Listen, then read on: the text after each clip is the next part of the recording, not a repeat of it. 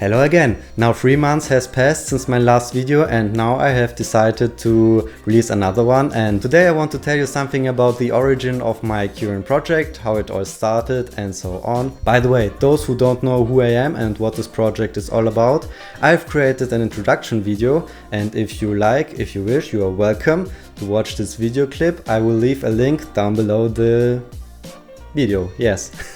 I have a disclaimer for you. I will tell you something about softwares and products which I have used earlier, and I will make it clear that this is no advertising here. I will not promote any products here. I will get no money for that, so keep that in mind. And now let's begin. So, how it all started, how it began.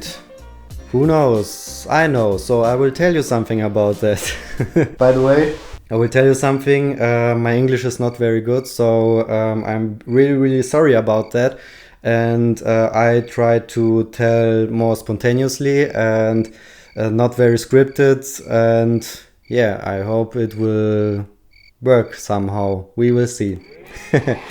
It started all back then when I was a teenager. I was really passionate in creating videos and editing images and creating little animations with my Nintendo DS and tried to edit them in my videos. Also, I have dreamed to release my videos on YouTube, but I was little scared that not many people would like it, so I left that, and now today I'm really happy that I didn't release it back then, because they were a little bit of trashy, and it's good that nobody see them besides my family and friends.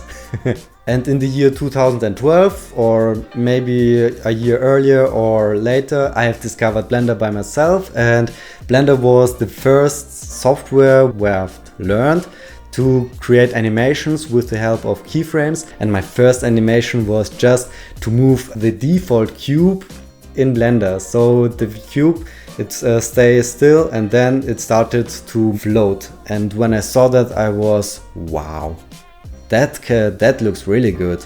And that was a really interesting and exciting experience for me, and I fell in love with Blender and started to do 3D stuff. So it made sense that I wanted to study it, so I went to the university and learned a lot about image editing, video editing, and softwares like After Effects, Cinema 4D, and the techniques behind the settings, for example lighting and camera settings and so on. Besides the studies, I started freelance for little companies and make logo designs, flyers and designs for posters. And yeah, that was also a very exciting time for me. And in this time I really wanted to do something with character animation. So I thought about a character which is very simple with its topology and with its movements, and that was the time when my little paper character was born. Back then he didn't have a name, so I just call him Tic-Tac because of the game Tic-Tac-Toe, and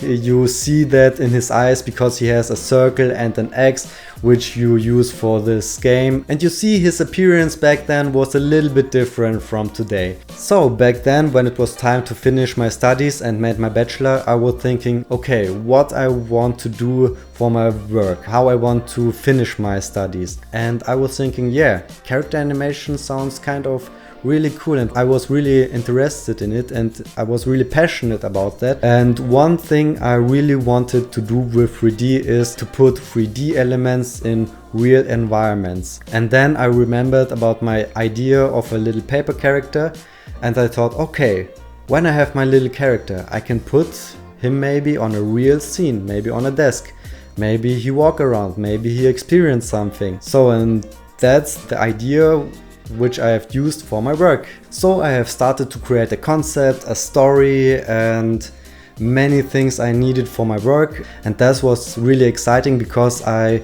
have back then used the first time match moving, and the experience was very interesting because on a clean table you don't have much contrast for a good match moving result. So I had to place some markers to add more tracking points, which I later had to remove during post-production. And you can see in the concept that the little paper character look more like Pete today. The second character looked quite similar to Pete, and like him, he didn't have a name too.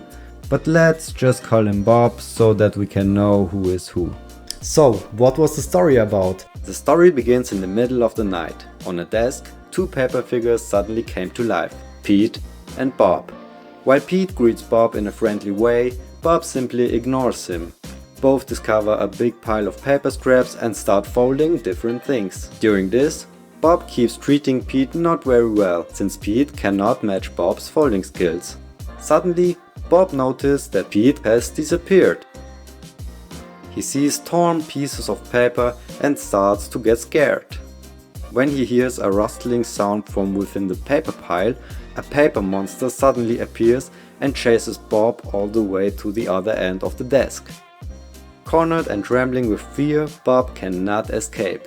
Until the monster starts to laugh, because behind the mask it had been Pete all along, playing a trick on Bob to get back at him for being so mean. Bob realized his mistake and feels bad about it. However, Pete forgives him and the two reconcile, turned back into ordinary pieces of paper, and that's the end. The idea was that the character don't use any languages, they are just using some sounds to express their emotions. The reason was I wanted to make a movie which can be understood and watched by any kind of people, no matter what language they speak. And that is the idea which I use for Pete today. He don't talk much, he just expresses his emotions and have fun. So this was the origin of my project, but I'm not finished yet. In the next episode I want to tell you what happened after my studies. If you enjoyed this episode, feel free to leave a like or a comment, and you are also welcome to subscribe my channel. See you next time. Bye!